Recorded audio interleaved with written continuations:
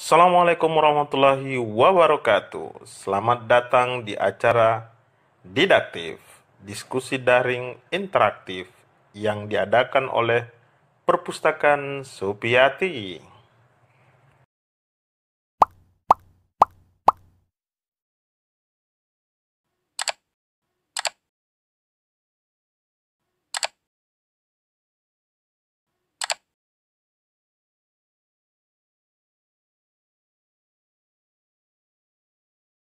Apa yang dimaksud dengan mengantar arwah Luis Sepulveda? Waktu dan Ya, tempat saya persilakan pada siap. Jadi Kanda Bahru. begini, Silakan Kak. pertama saya mau ucapkan dulu apa namanya, eh, saya ikut bahagia nih sampai bisa diundang seperti ini. Apalagi ini pengalaman pertama saya menggunakan Instagram. Jadi selama ini Oh, aktivitas aktivitas dunia maya saya oh praktis gitu. hanya lewat Facebook, itu pun tidak serajin yang lain. Kemudian ya sesekali buka blog, eh, hanya dua itu seringkali. Kalau Instagram apalagi Twitter itu sangat jarang. Nah, nanti kegiatan ini yang pada akhirnya mengharuskan saya harus bikin akun. Jadi demi kegiatan ini saya punya akun Instagram. Mudah-mudahan banyak followersnya nanti. Nah, Alhamdulillah. kalau berkaitan dengan apa namanya, Oh, amin, amin, amin, amin. saya pengantar arwah, mungkin teman-teman juga sudah lebih tahu dari awal bahwa istilah ini sebenarnya istilah yang diciptakan oleh Muhyiddin M. Dahlan. Jadi Gusmuh itu menggunakannya dan menjadi label bagi esai-esai yang memang tujuannya tanda petik mengantar entah figur tertentu ya atau tokoh tertentu ketika dia sudah mangkat. Nah, jadi memang esai arwah itu khususnya untuk menjadi apa ya, tanda bagi sang mayit atau orang yang telah meninggal, dalam bentuk entah itu obituari, entah itu apa namanya, kenang-kenangan, entah itu tulisan yang bersifat kritik mungkin, yang sebenarnya tujuannya dalam rangka untuk memperingati ya kalau dalam konteks kematian mungkin itu sebagai penghormatan terakhir bagi orang yang atau figur tokoh yang telah meninggal dunia. Nah, saya melihat itu menjadi satu apa namanya, satu hal yang mesti kita ikut ini ya, ikut menjadi semacam kebiasaan bagi kita-kita ini ketika ada figur-figur penting yang bukan berarti diminta-minta ya, ketika ada yang wafat dan mereka punya sumbangsi berharga bagi entah bagi kemanusiaan, bagi peradaban, ya saya kira salah satu cara kita mengenang mereka itu melalui membuatkan mereka itu esai khusus untuk kepergian mereka. Jadi dasar ini yang saya jadikan apa namanya, titik tolak menulis esai itu yang sampai diminta oleh sastraindonesia.com. Jadi saya tidak tahu itu situs yang memang khusus apa ya, bagi tulisan-tulisan yang berbau sastra, dan saya lihat di dalamnya itu memang mengumpul tulisan-tulisan dari ini ya, dari tokoh-tokoh atau pesohor-pesohor sastra. Jadi ada tulisannya A.S. Laksana yang belakangan lagi marak dibicarakan, tulisannya Gunawan Muhammad, Budi Hardiman. Termasuk iya, jadi termasuk Budi Hardiman masuk juga itu. Iya, tapi saya lihat walaupun dia bukan latar belakang sastra ya. Kebetulan saat itu saya keren. di apa namanya, di chat langsung melalui Facebook oleh pengelolanya. Jadi dia meminta kalau tulisan itu di-upload ulang di situs bersangkutan. Saya bilang ya enggak apa-apa, yang penting dipakai dan disertakan pula apa namanya, penulis dan sumbernya. Jadi selama dimanfaatkan dengan penulisnya. tujuan seperti yang kita sebut untuk apa namanya, ikut meramaikan apa namanya itu sastra Indonesia, ya tidak ada salahnya. Nah, semenjak itu saya lihat banyak tulisan-tulisanku yang nambil, jadi saya bilang, wah ini suatu prestasi atau apa ya, kok bisa sampai begitu. Tapi saya pikir ya sudahlah, saya kira itu hal yang baik dan tidak jadi persoalan juga bagi saya. Nah, jadi begitu. Itu yang terbitan, tunggu dulu, yang terbitan kedua itu apakah dia minta izin lagi ataukah dia upload, dia tinggal mencaplok saja? Langsung dia chat. Dia yang bersangkutan sudah dari awal bilang kalau ada tulisan yang dia ambil, kan dia ambil dari blog. Dia ambil dari blog, dia searching. Dia bilang kalau ada tulisan yang ingin diambil, pasti dia akan lapor terlebih dahulu. Plus dengan tautan yang sudah dia ikutkan. Nah, saya bilang, wah ini menarik. Walaupun tulisan orang lain yang dia kumpul, sastraindonesia.com itu, tapi saya lihat, sepengetahuan saya, situs yang jarang seperti itu. Karena mau mengoleksi tulisan-tulisan yang apa ya, yang mungkin dianggap positif dalam satu blog, dalam satu website khusus. Nah, ini saya kira satu segmentasi yang jarang orang isi. Jadi menarik juga itu sastra Indonesia itu. Nah, jadi sip. Jadi ini nanti akan berkorelasi ya dengan buku Pak Tua yang membaca kisah cinta ya. Begini, Kakar. Oke, sip. Itu buku saya lupa ingat tahun berapa saya baca bukunya itu. Mungkin 2-3 tahun yang lalu saya baca. Dan setelah saya menyelesaikan halaman terakhirnya, memang sudah ada niat. Suatu waktu saya harus tulis, entah itu resensi atau apresiasi saya menyangkut buku itu. Cuman dengan kesibukan yang macam-macam, niat itu akhirnya hanya berakhir seperti niat yang lain, ya sekedar lintasan pikiran, tapi tidak pernah direalisasi.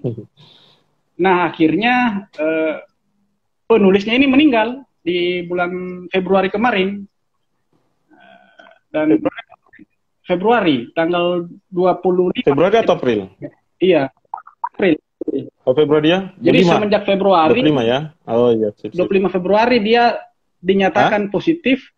Iya. April baru meninggal. Mulai sakit? Dunia nanti April.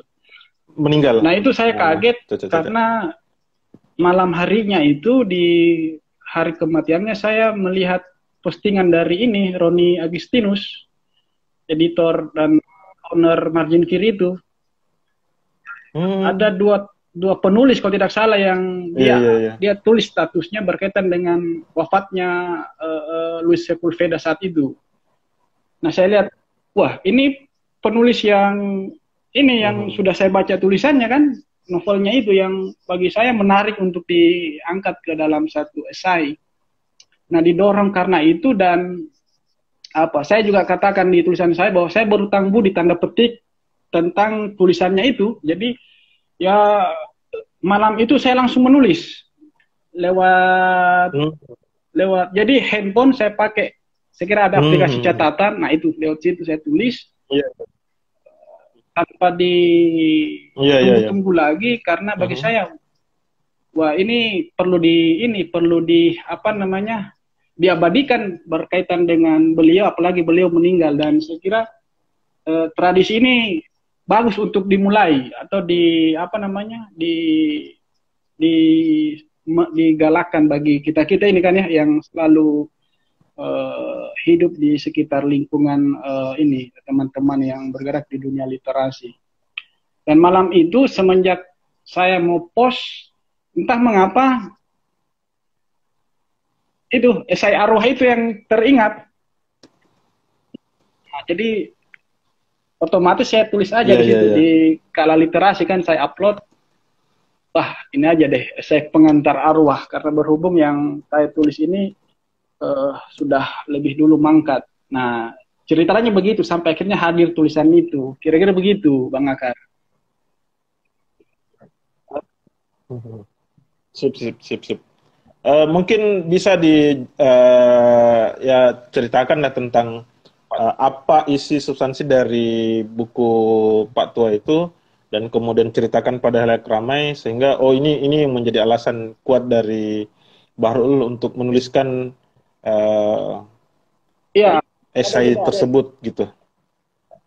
Ini ada juga dari KBC pernah katanya dia baca, semoga ini bisa menjadi komparasi gagasan terkait buku Patua yang bercerita tentang apa cinta itu.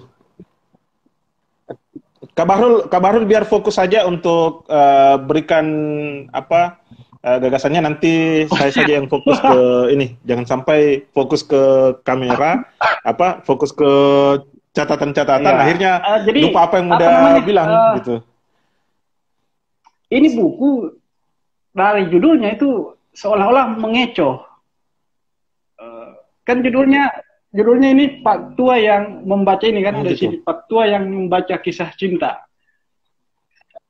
Jadi bagi Kisah pembaca cinta. yang Aha. suka dengan cerita berlatar belakang percintaan, mungkin akan segera membelinya nih kalau dia ketemu di ini kan di etalase toko atau melihat di apa toko-toko online, pasti langsung dengan sendirinya membeli. Tetapi justru Mhm. kalau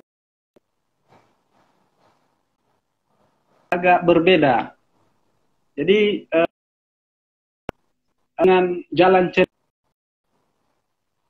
ceritanya itu apa ya berkembang sedemikian rupa sampai akhirnya fokus kepada satu gagasan berkaitan dengan uh, apa kalau saya melihatnya fokus kepada perangai ini ya peradaban modern yang cenderung mengkotak-kotakan antara manusia dengan alam semesta, cenderung memperhadap-hadapkan secara face to face Mhm. antara manusia dengan lingkungannya. Nah, dan itu dituangkan ke dalam satu alur yang saya kira menarik. Jadi ceritanya ada Pak Tua yang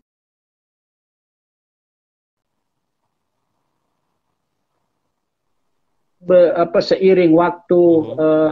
orang-orang datang di sana, ada yang datang untuk mencari emas, ada yang datang untuk membangun perumahan, ada yang datang untuk menambang.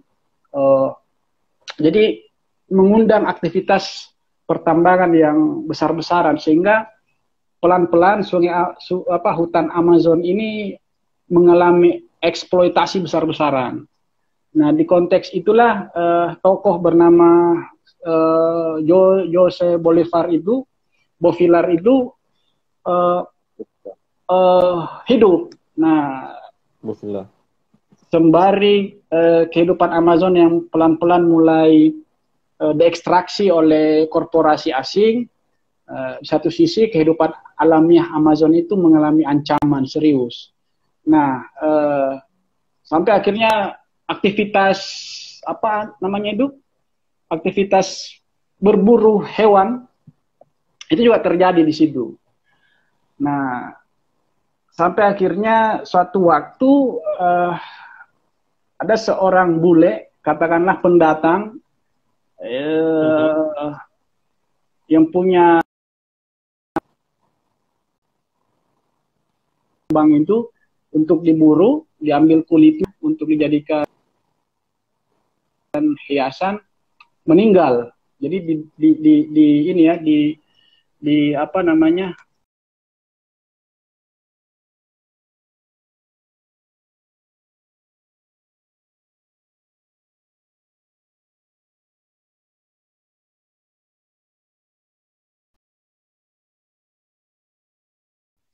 uh, jalan cerita berikutnya pada akhirnya pemburuan mereka itu berburu macan kumbang. Jadi macan kumbang yang diburu, di mana Jose Bolivar ikut serta di situ dengan perasaan yang mendua. Bagi saya perasaan yang mendua karena di satu sisi dia memiliki adab-adab yang berbeda dengan suku pendatang itu. Satu sisi dia harus menerima ajakan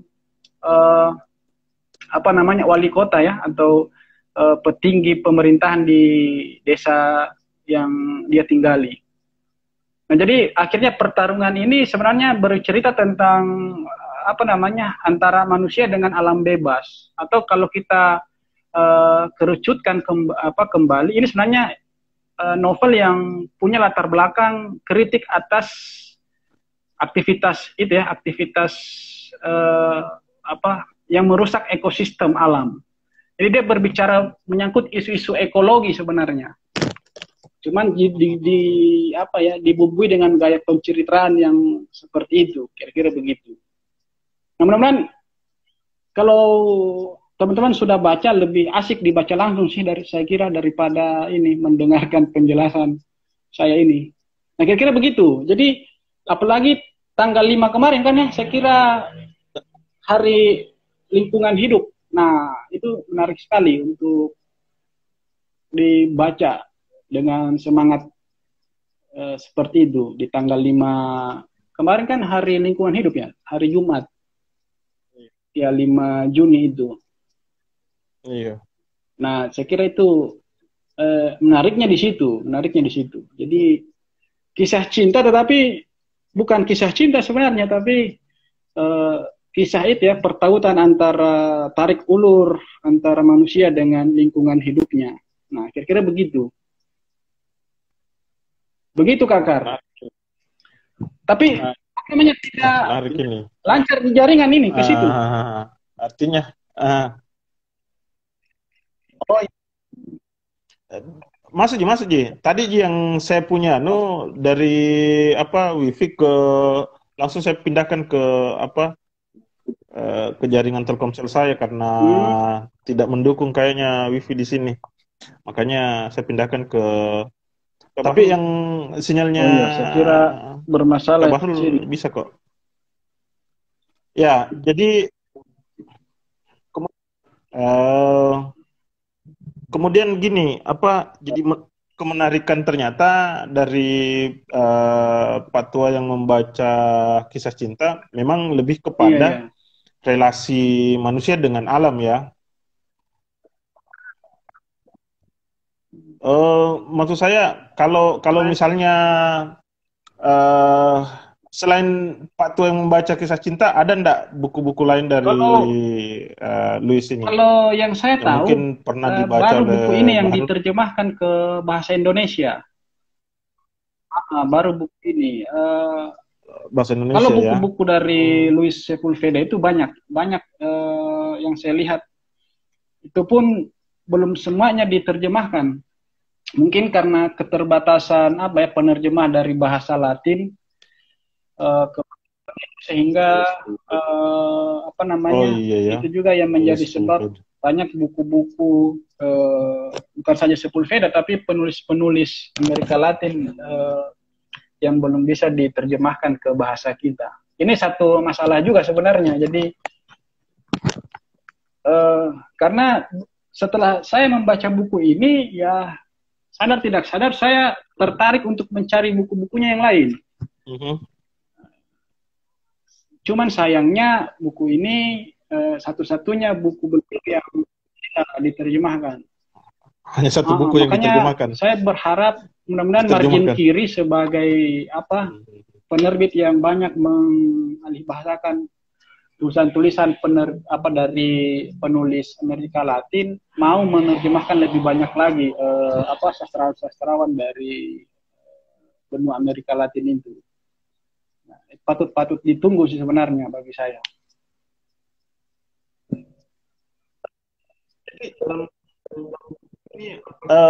Jadi dalam buku ini apakah bercerita tentang kisah cinta? Jadi kalau tadi kan fokus substansi dari buku itu Pertautan Cinta yang dimaksudkan adalah alam dengan manusia.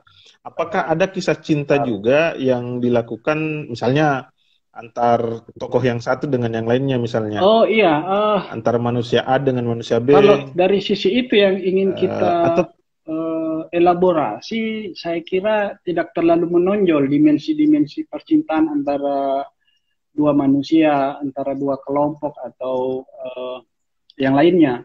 Tetapi kalau mau kita sebut itu adalah kisah percintaan, itu pun sebenarnya lebih kepada kisah yang tragis, terutama ditunjukkan oleh ini si Pak Tua itu ya dengan istrinya itu. Jadi cerita mereka ini kemudian akhirnya merantau ke pedalaman Amazon dan belum lama hidup di tengah hutan. Jadi diibaratkan orang yang melakukan transmigrasi. Jadi menemukan lahan atau rimba raya. Jadi mereka membangun rumah di situ, kehidupannya di situ. Tidak lama dan belum mampu beradaptasi dengan baik, sementara pengetahuan mereka tentang alam juga minim. Banyak penduduk awal itu mati diserbu binatang-binatang buas. Nah, istrinya ini akhirnya mau tidak mau karena malaria akhirnya meninggal. Nah, kisah ini toh kalau disebut kisah percintaan akhirnya itu akhirnya harus berakhir tragis, dan itu yang kalau saya melihatnya yang membuat kisah Pak Tua ini jadi lebih menarik, karena pasca itu dia hidup ini mengalami transformasi gaya hidup dari konteks dia sebagai orang yang berpaham Katolik, itu akhirnya hidup dengan cara suku rimba. Nah, setelah dia bertemu dengan suku Suar, suku pedalaman asli Amazon, dia mulai hidup. Jadi hidupnya itu tidak pakai baju, tidak pakai sendal, hidup ala suku-suku pedalaman. Dan bagi saya itu barangkali satu metafor ya, kalau bisa dibilang demikian, berkaitan dengan bagaimana dia sebagai figur baru itu mencintai alamnya dengan cara seperti itu. Jadi kalau bisa disebut kisah cinta, nah itulah barangkali tandanya. Jadi bagaimana lingkungan hidupnya itu menjadi kekasih dalam pengertian ini, sehingga membuat bukan alam yang menyesuaikan diri dengan kita, tapi kita yang menyesuaikan diri dengan alam lingkungan, dengan lingkungan hidup kita. Nah, ini bagi saya sedikit banyak adalah logika cinta gitu. Jadi kan logika cinta itu bukan kita yang seharusnya memaksakan ego kan ya, tapi kita yang mencoba untuk memahami kekasih kita. Mencoba untuk kalau anak-anak ini biasanya meleburkan dua ego menjadi kita. Akhirnya kita kalau teman-teman seringkali nah ini yang tidak dirasakan barangkali Muhajir kemarin itu, dia belum menemukan akhirnya harus jomblo seumur hidup. Bukan jomblo seumur hidup ya, sementara jomblo. Enggak tahu, bukan seumur hidup. Masih kita sebutlah itu pilihannya. Yang menjadi persoalan kan kita tahu bahwa ketika dia mendapatkan satu tempat, disebutkan tadi proses transmigrasi yang dilakukan oleh Pak Tua itu bersama istrinya, dan kemudian istrinya meninggal, kan gitu. Apakah sempat terbersit di pikiran dari Pak Tua melakukan kebencian terhadap alam itu disebabkan karena istrinya meninggal, yang ternyata konteks alam itu tidak cocok berdasarkan kesehatan sang istri. Jadi begini, ada satu fragmen cerita yang saya kira menarik juga untuk dipresentasikan, berkaitan dengan suatu kebiasaan suku-suku pedalaman di dalam memperlakukan perempuan. Di buku ini saya kira ikut menceritakan satu kebiasaan suku-suku pedalaman ketika memperlakukan dengan cara yang aneh bagi perempuan-perempuan yang ini ya, yang melakukan yang mengalami menstruasi. Jadi kalau perempuan Sungai Amazon di pedalaman Amazon itu seperti juga diceritakan di buku ini, ada kalau teman-teman membaca buku margin kiri yang lain yang berjudul sapi, babi, dan tukang sihir itu.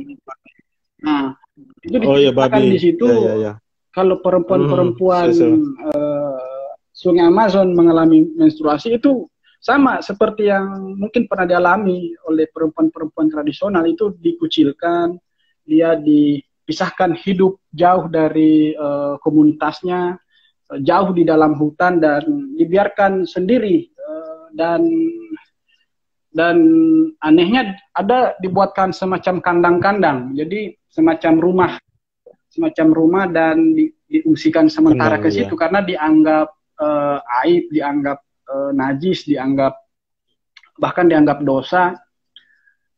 Dan pengalaman ini juga sedikit banyak dialami oleh istri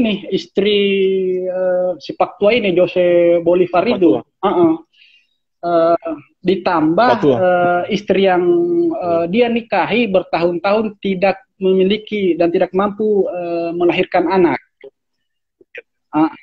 Saya kira ini aib bagi suku-suku ya, pedalaman Amazon, di mana ada pandangan keberlangsungan komunitas itu dilihat dengan cara bahwa semakin banyak keturunan itu semakin memperkuat komunitas.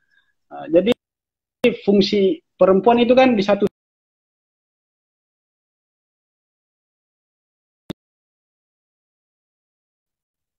baik. Nah, karena yang bersangkutan ini mandul, itu dia mendapatkan bully lah. Jadi dia dicemooh, dikritik dan macam-macam. Nah, ini yang mendorong Jose Bolivar dengan istrinya itu pergi.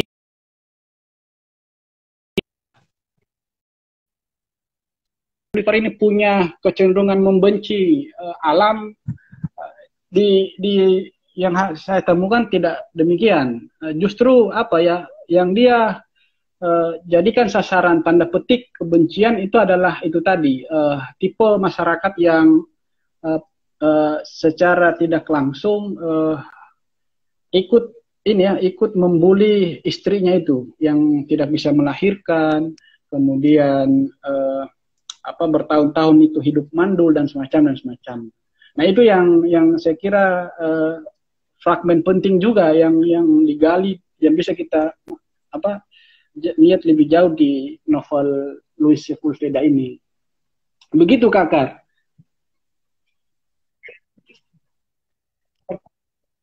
Konflik apakah hanya terjadi ketika misalnya konflik batin? Oke, kita sudah sepakat waktu meninggal sang istri. Karena ada ternyata saya dapat poin dari kutipan di Pak Tua bahwa semakin kau membencinya, semakin kau mencintainya. Itu yang saya maksudkan tadi. Jadi dia mestinya membenci hutan Amazon yang telah membunuh istrinya, seseorang yang sangat ia cintai, namun kini ia mendapatkan. Artinya betul juga kita harus memberikan apresiasi pernyataan Rasul bahwa kita lari ke agama ini, bahwa jangan sampai orang yang kau benci itu justru yang kau sayang nantinya, begitupun sebaliknya. Dan ini kayaknya memang terlihat dari buku Pak Tua. Hanya yang kemudian menjadi persoalan tambahan adalah apa tadi itu, konflik yang lain kira-kira terlihat pada apakah memang terjadi konflik, misalnya pertengkaran atau perkelahian atau apa gitu ya. Disebutkan tadi yang dilakukan oleh Pak Tua, begitu cintanya dia terhadap hutan Amazon, saya yakin dan percaya boleh jadi ini ada semacam orang di luar yang mencoba mengganggu hutan Amazon. Akan terjadi konflik yang seperti itu. Oh iya, ada. Maksudnya ada tokoh lain. kan kita sepakat Betul, bahwa ini betul. kan ini tentang ekologi. Kalau konflik semacam itu ya itu bisa ini ya, bisa kita lihat di figur si wali kota itu. Jadi itu sudah terlihat di halaman ini ya, di halaman yang menceritakan tentang karakter dari wali kota desa setempat. Entah itu wali kota, tapi saya kira sebutan itu yang ini ya, yang paling cocok karena yang mungkin terma untuk pemerintahan saat itu demikian wali kota atau mungkin kepala desa. Tapi yang mau saya bilang figur ini yang menjadi ini antitesis dari katakanlah dari Pak Tua itu sendiri.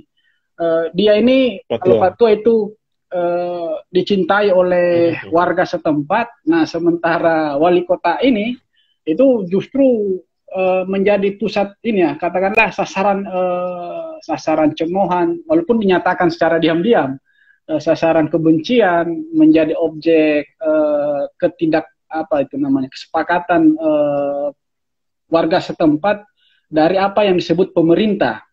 Apalagi karakter dari figur wali kota ini itu cenderung otoriter.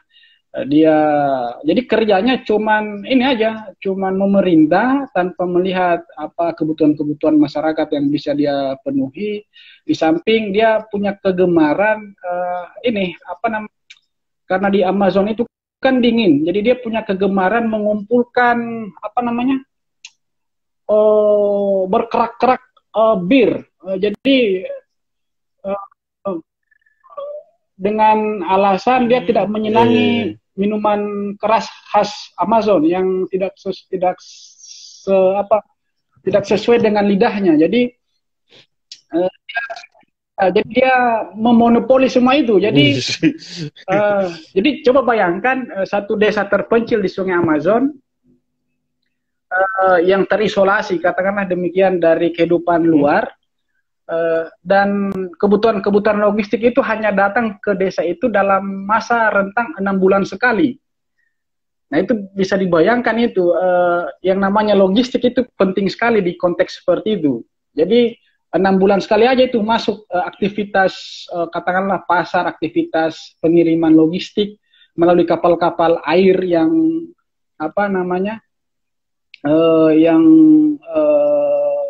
melintas di sungai-sungai Amazon yang bisa saja membusuk di tengah jalan akibat cuaca yang tidak menentu. Nah, logistik di konteks itu penting sekali. Nah, wali kota ini memang digambarkan oleh Luis Sepulveda. Saya kira watak dari kelas penguasa itu seperti itu. Jadi suka memonopoli, suka otoriter. Bahkan kalau teman-teman membaca ketika tiba di fragmen ketika mayat si bule itu dibawa ke perkampungan mereka, jadi kepala atau wali kota ini ibaratnya jadi orang yang paling sotak-sotak. Jadi dia menyimpulkan tanpa penyelidikan jauh bahwa yang meninggal ini ditembak bukan karena macan kumbang.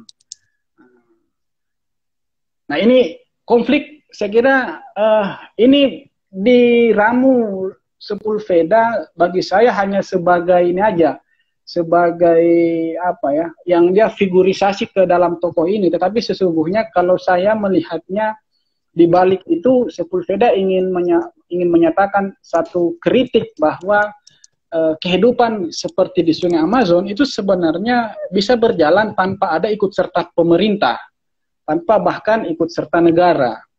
Nah, jadi apalagi kalau saya melihat Sepulveda ini kan kakeknya itu seorang anarkis. Jadi seorang anarkis yang punya perspektif anti pemerintahan, anti hierarki. Nah, saya kira sedikit banyak gagasan ini ikut mewarnai kisah Pak Tua ini. Jadi makanya banyak saya kira gambaran-gambaran atau kutipan-kutipan yang bisa kita lihat yang memperhadapkan antara gagasan anti pemerintahan dengan keinginan pemerintah untuk mencaplok kawasan-kawasan kaya dari sumber daya alam yang ada di Sungai Amazon. Nah, itu yang saya lihat, konflik-konflik seperti ini yang sebenarnya dicoba oleh Sepulveda untuk diangkat melalui kisah Pak Tua ini. Kira-kira begitu, Kak Akar. Konflik-konflik begitu yang saya lebih... Makanya terlihat tadi gambarnya, yang dimaksudkan wali kota atau siapakah kepala desa terserah, yang jelas ada pimpinan sebuah pemerintahan yang digambarkan cenderung otoriter dan sebagainya. Ini memberikan indikasi bahwa kayaknya Sepulveda memang tidak mau lepas juga gagasan anarkisnya. Pertanyaannya, kan wali kota tidak mungkin berdiri sendiri. Biasanya ada yang memengaruhi atau memprovokasi tentang, ya, kalau persoalan penebangan pohon pengeksploitasi, ya kita sebutlah eksploitasi yang dilakukan oleh Pak Wali Kota, itu kan tidak mungkin dia sendiri. Saya yakin dan percaya ada proses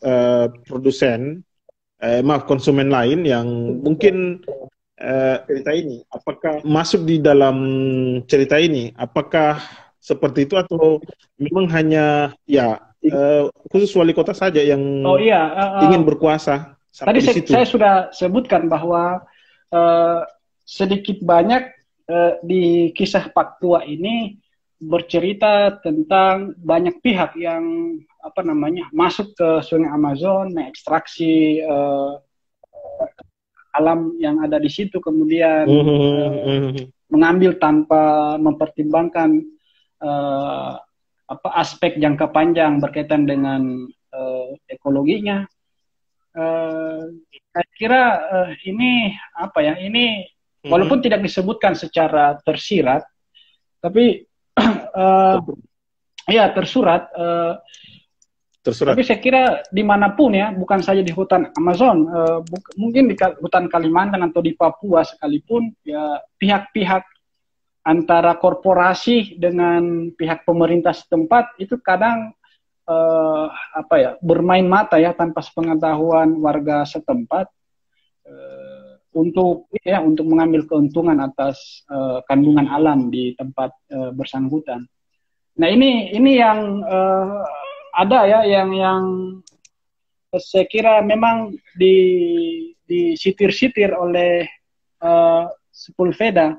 Kalau di esai yang saya tulis itu ada kutipan yang memang mengindikasikan seperti itu atau menyampaikan hal yang seperti itu, bahwa ini kalau tidak salah di halaman 39 ditulis di situ, mesin raksasa membobol jalan dan orang sedemikian gesit. Sejak itu mereka tak lagi mengikuti adat untuk tinggal selama 3 tahun di suatu tempat sebelum pindah, guna membiarkan alam memulihkan dirinya sendiri. Nah ini kutipan yang mengindikasikan itu, bahwa ketika katakanlah wakil peradaban modern itu masuk melalui alat-alat bulldozer, melalui mesin-mesin raksasa atau para pembabat hutan itu, sadar tidak sadar sebenarnya ikut mengubah cara hidup penduduk-penduduk lokal, terutama bagaimana cara mereka memanfaatkan hutan. Nah ini yang secara tidak langsung sebenarnya aktivitas pembalakan hutan itu tidak sekedar merusak lingkungan semata, tapi ikut mengubah satu komunitas, ikut mengubah satu kebiasaan hidup komunitas-komunitas lokal. Karena kita tahu bahwa penduduk lokal seperti suku-suku di Sungai Amazon itu punya pertalian yang demikian kuat dengan tanah, punya pertalian kuat dengan hutan, sehingga gaya hidup mereka itu berbasis hutan. Nah, jadi kalau di beberapa bagian buku yang saya sebutkan tadi itu, terutama yang ditulis Marvin Harris itu, sapi babi dan tukang itu memang menceritakan menceritakan sapi babi. memang ada pola hidup di mana suku-suku tertentu itu ketika tinggal selama beberapa tahun di hutan, ketika masanya tiba mereka meninggalkan tempat demikian atau pola hidup nomaden. Nanti hutan yang sudah mereka tinggali ini dengan sendirinya akan terhijaukan kembali.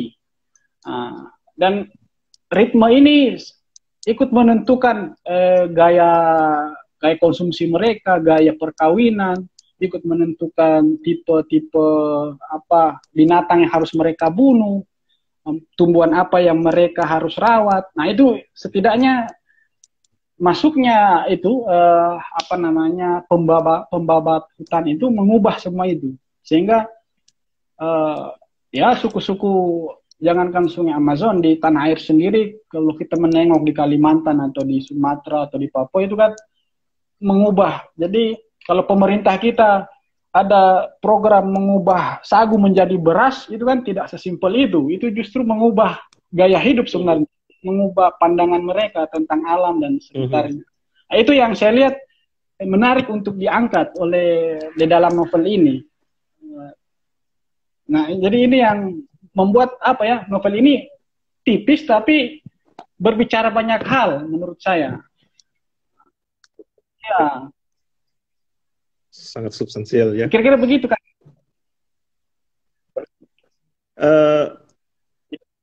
Bahrul, ini ada yang menarik di tulisan ente tentang Pak Tua menangis sebab ia tahu yang menang bukanlah dirinya, macan yang mati terbunuh setelah juga diburu orang-orang berkulit putih. Artinya memang gangguan posisi.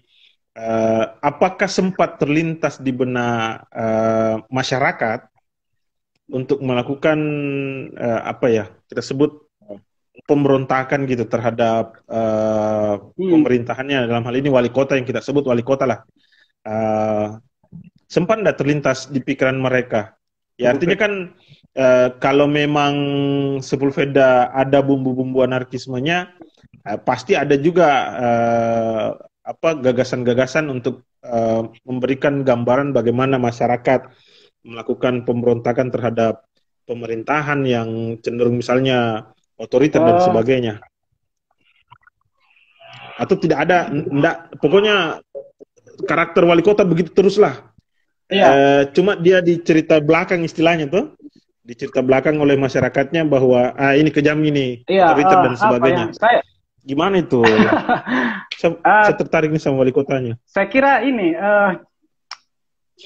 taraf kesadaran seperti itu tidak begitu muncul di novel ini untuk membangun semacam geliat perlawanan berbasis kelompok, berbasis komunitas kepada wali kotanya, itu tidak ada. Yang ada masih kalau itu disebut perlawanan ya hanya bersifat individual yang diutarakan melalui gerundelan, melalui kejengkelan. Itu pun diungkapkan dengan sembunyi-sembunyi, jadi belum terang-terangan. Dan saya melihat ini barangkali satu tipikal masa dalaman dalam hal mengungkapkan perlawanan mereka itu tidak dengan cara demonstratif. Jadi yang mungkin ada hubungannya dengan konteks pendidikan, dengan gagasan, dengan pikiran yang diedukasi melalui lewat apa yang disebut pendidikan itu. Jadi berbeda dengan kalau kita, mungkin teman-teman di sini pernah menonton Burning Season yang ditokohi oleh Chico Mendes itu. Itu kan di hutan Amazon juga itu kan, yang melawan pembakaran hutan, kemudian dia ketika tiba suatu waktu ingin ditebang, mereka bergerombol datang memeluk pohon masing-masing. Nah, itu belum ada seperti itu di novel ini. Jadi nyaris, tapi saya bisa mengerti sebenarnya itu yang, kalau menurut saya pribadi, itu yang yang menjadi apa ya, hidden agenda dari novel ini, begitu. Walaupun kisahnya ini bercerita tentang memburu macan kumbang itu, yang sebenarnya apa ya, bagi saya, makanya tadi sempat dibacakan ketika dia apa namanya, membunuh macan kumbang itu bukan kemenangan yang dia sebenarnya rasakan, justru sebaliknya, karena bagi yang saya tahu di masyarakat pedalaman itu, hewan-hewan seperti itu dikeramatkan, atau tumbuhan-tumbuhan atau tanaman-tanaman tertentu itu punya posisi khusus dalam hierarki kosmologi mereka, sehingga membunuh macan itu sama halnya dengan apa namanya, apa ya, kalau dalam agama kita sama halnya melecehkan alam apa ya, bahkan melecehkan Tuhan itu sendiri. Nah, jadi macan kumbang itu kan hewan yang eksotik, hewan yang melambangkan apa ya, sampai ada kepala-kepala suku yang menggunakan topi atau apa dari kepala-kepala macan itu kan simbol-simbol hewan-hewan tertentu. Sama dengan, iya, sama dengan misalnya di Thailand, gajah misalnya dia sangat, termasuk yang diceritakan tadi itu sapi, babi, dan apa, tukang sihir itu kan, itu digambarkan di situ tentang bagaimana mereka menyakralkan binatang-binatang tertentu ya. Di Amazon pun demikian. Kematian macan kumbang itu tanda telah apa ya, dimulainya suatu masa itu ya, pembalakan besar-besaran hutan Amazon, yang saya kira sampai hari ini ya tengah terjadi begitu. Jadi matinya macan kumbang itu berarti ya terancamnya lingkungan hidup ekosistem itu sendiri begitu. Nah, itu yang makanya saya tulis ketika Pak Tua berhasil membunuh hewan bersangkutan, bukan dia bangga dan tidak, justru ini dia dilema, tidak membunuh macan kumbang mengancam kehidupan warga desa, membunuh macan kumbang itu berarti menghilangkan satu mata rantai dalam struktur itu ya, hierarki apa itu dalam ilmu biologi, struktur rantai makanan, sehingga itu kan bakal mengubah yang sudah terjadi bertahun-tahun, berabad-abad di dalam hutan Amazon. Nah, itu yang saya lihat di dalam itu, sehingga ya patut disayangkan kalau kita di sini kan apa ya, karena kelelawar dimakan, akhirnya kita mendapatkan itu ya, tanda petik bala alam semesta ini, ya, kira-kira begitu.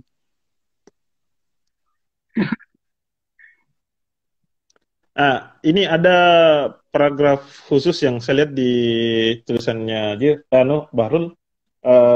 Mungkin ini yang berkorelasi tadi dengan pernyataan bahwa Pak Wali Kota itu menolak minuman khas masyarakat setempat ya.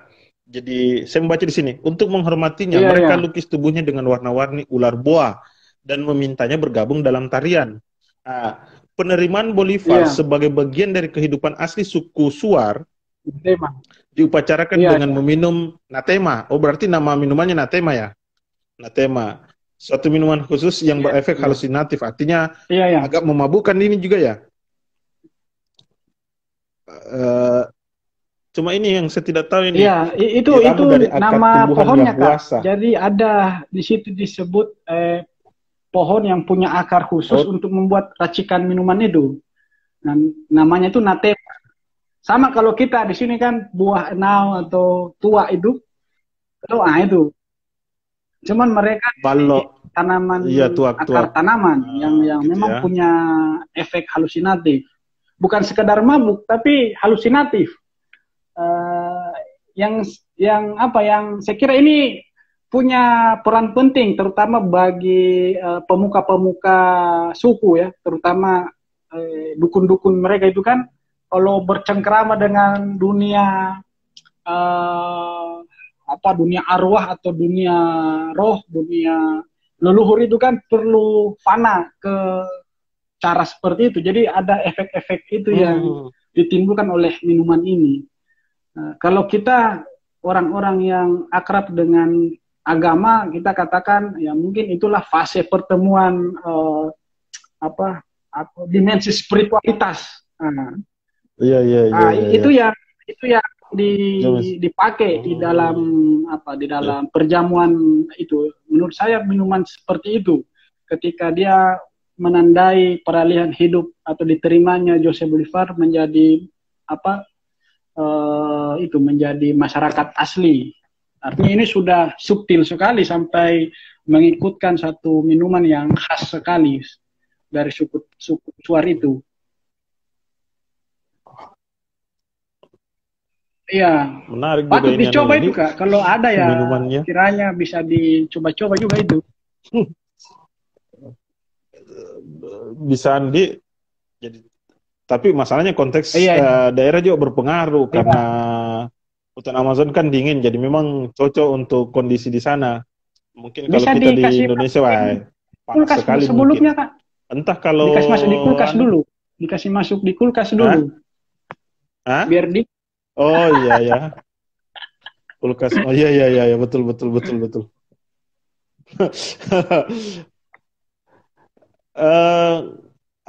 Kira-kira pesan yang apa lagi yang ingin disampaikan oleh Luis Sepulveda selain berbicara tentang sosok Bolivar. Jadi memang Bolivar sempat melakukan pembunuhan terhadap binatang ya. Itu tadi macan betina itu ya. Konflik yang lain tidak terlalu dini ya. Iya, karena dia melepaskan identitas keagamannya di situ. Nah, mungkin bisa kita telusuri apakah ada irisannya dengan itu. Tapi yang saya tahu, saya kira misi kristenisasi di Amerika Latin itu kan pertama kali gencar di masa-masa abad 17, 18. Atau ketika mulainya para serikat Jesuit masuk ke hutan-hutan Amazon untuk berdakwah. Nah itu sedikit banyak kan terjadi antara agama dengan agama-agama lokal, antara Kristen dengan agama-agama lokal itu hubungannya di waktu-waktu tertentu mengalami tarik ulur, mengalami tegangan-tegangan sehingga tidak diterima juga dengan baik karena merusak. Karena kalau kita membaca perspektif tertentu, dalil-dalil misionaris yang dibawa oleh kristenisasi itu kan sepaket dengan kolonialisme. Nah, itu yang jadi gospel, gold dan golden itu.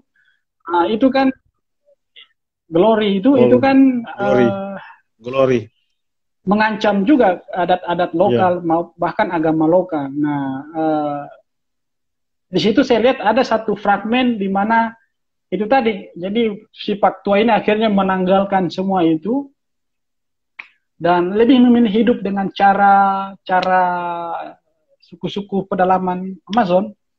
Jadi agama tidak terlalu tidak terlalu dia hiraukan.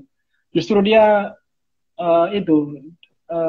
ya mungkin kita bisa bertanya apa kira-kira fungsi agama di hutan Amazon kira-kira itu.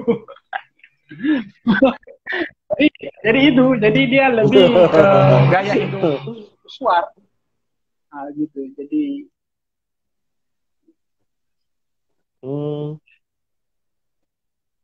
sebenarnya menarik juga ini kalau dihubungkan dengan bukunya siapa lagi namanya ini Phil yang masyarakat tanpa